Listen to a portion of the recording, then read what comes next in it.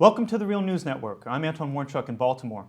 About 730,000 Ukrainians have fled to Russia and over 1,300 have died since fighting began in April between Kiev and rebels in the eastern regions of Ukraine, according to the United Nations.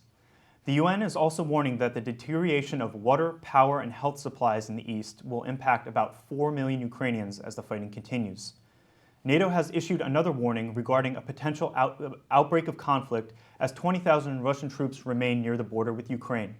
And this comes as Russia announced a year-long ban of various food imports from the US and EU in response to sanctions imposed on them by the US and EU. Joining us now to discuss this is Vladislav Gulevich.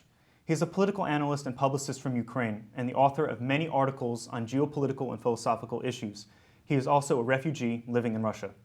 Thanks for joining us, Vladislav. Hello, thank you. So let's start off. Tell us, what are the conditions of the Ukrainian refugees living in Russia? Where are they living? How are they living? And does it look like that they'll return to Ukraine once the fighting subsides? Well, the refugees here are helped by Russian authorities, and it's very good because they are run of food, run of clothes, run of everything. They had in Ukraine no supplies. In some regions of Russia adjacent to Ukrainian territory, there is a very hard situation with the refugees because the influx is very numerous, and people live in different conditions.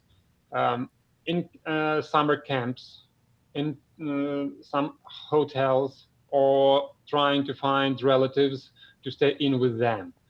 Right now, the refugees, the influx of the refugees from eastern Ukraine reaches even far east, Russian far east. It's very, very far away from the Ukrainian-Russian border, for example. As for myself, I am living now in Siberia, and it's 4,000 kilometers from here to Ukraine. And right now, we have here more than 5,000 refugees from Ukraine. It's very strange to hear from Kiev that there is no refugees. If you remember, Kiev authorities said we have no refugees in Russia. All the refugees go in the inner regions of Ukraine, but it's not true because in the deep regions of Ukraine go just a little of refugees, not so much, not so many as they go here in the deep regions of Russia. The statistics that I've heard, something about 100,000 Ukrainians have been displaced within Ukraine, but as I mentioned before, the UN says it's hundreds of thousands. Why have the majority of Ukrainian refugees fled to Russia and not to the more western regions of Ukraine?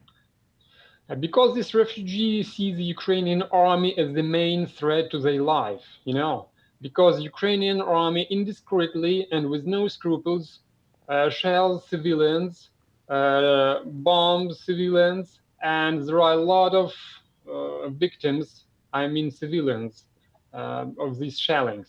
That's why the majority of the refugees try to escape to save their life, trying to escape to Russia, and they see Russia as the sister country, as the nearest friend, and they seek their shelter and food. Okay, and what are the conditions for the residents who remain in Donetsk and Lugansk, which are the principal cities in which there is a rebel stronghold? I see. It's a real humanitarian catastrophe. The situation is very dreadful because the inhabitants right now are out of water, out of power supplies, out of clothes. Ukraine doesn't care, and Ukrainian authorities mm, don't provide them with all necessities. And the people are all the time shelled. They are bombed by aviation. They are shelled by heavy artillery mortars. The victim toll is all the time enhanced. Every day, more and more people are dead, among them women, among them elderly people, among them even kids. Uh, Sometimes it occurs so that a mother and a kid are killed together. It's very touching, and the situation is very bad. All the people actually there hope Russia will come, but nobody knows what happens, whether it comes or not. Okay, and let's turn to some of the domestic politics within Ukraine. From what I understand, at the end of July, there was an attempt to ban the Ukrainian the Communist Party of Ukraine. Can you talk about that? Yeah. This ban was initialized by Ukrainian nationalistic parties after Euromaidan, which was depicted in Western media as the victory of democracy. Actually, it was the victory of the most hideous ideology, the ideology of Ukrainian nationalism, which stands very close to neo-Nazism. And right now, Ukrainian parliament consists of many politicians whose views can be characterized as ultra-nationalistic, extremistic, or even neo-Nazism. That's why the majority of our parliamentarians don't want to cooperate with the Communist Party, and they oust the communists from the parliament. Why do they do? Why do they do that? Because our communists are acute critics of the war in eastern Ukraine.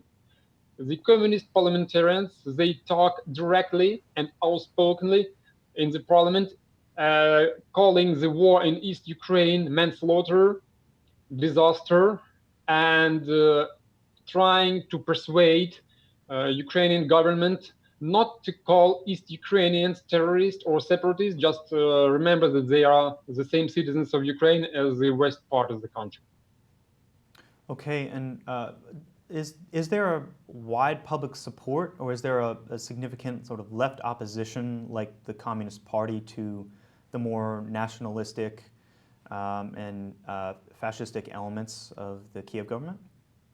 Yes, the Communist Party enjoys constant support, and early it had more support, I should say so. For example, in the 19th, the communists were the second during the elections, presidential elections.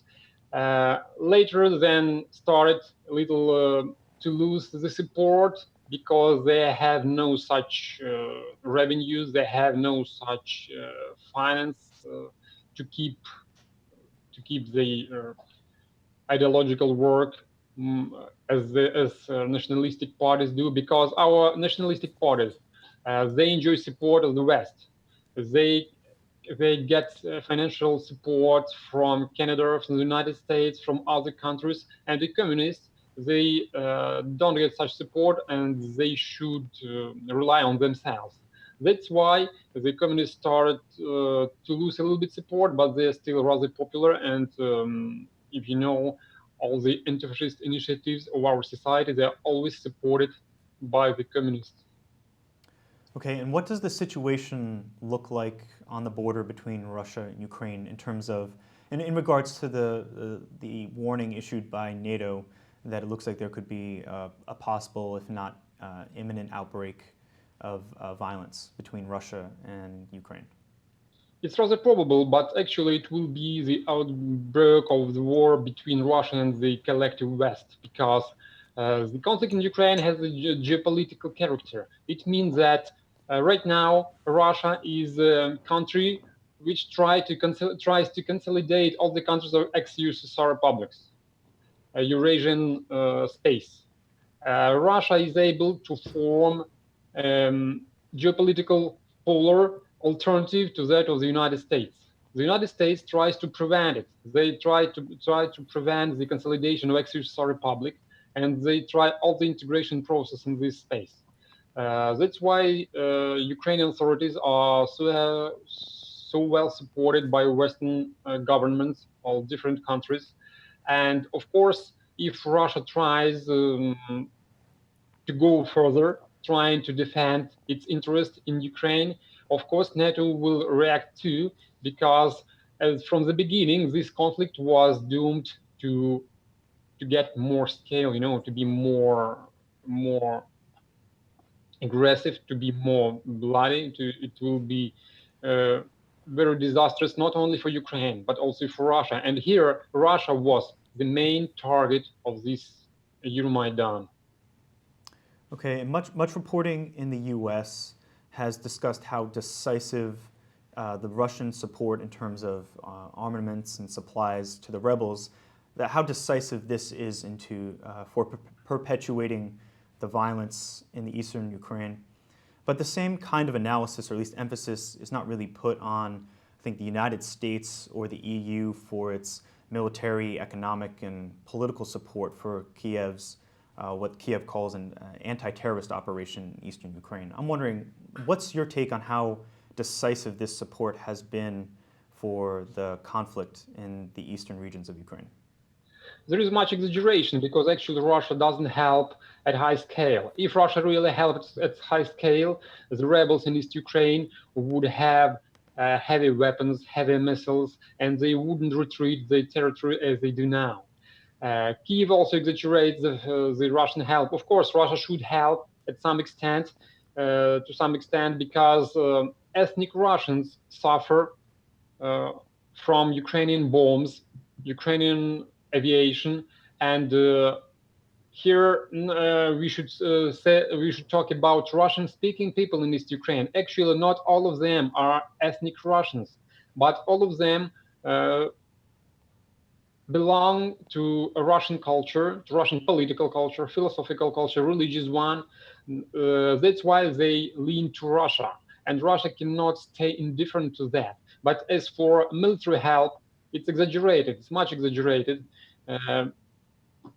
And I cannot say that about NATO help to Kiev, because NATO and exactly the United States, most of all, they help Kiev with information, they help Kiev with finance, they help Kiev with the advices, they help Kiev politically, diplomatically. That's why Kiev feels itself so certain.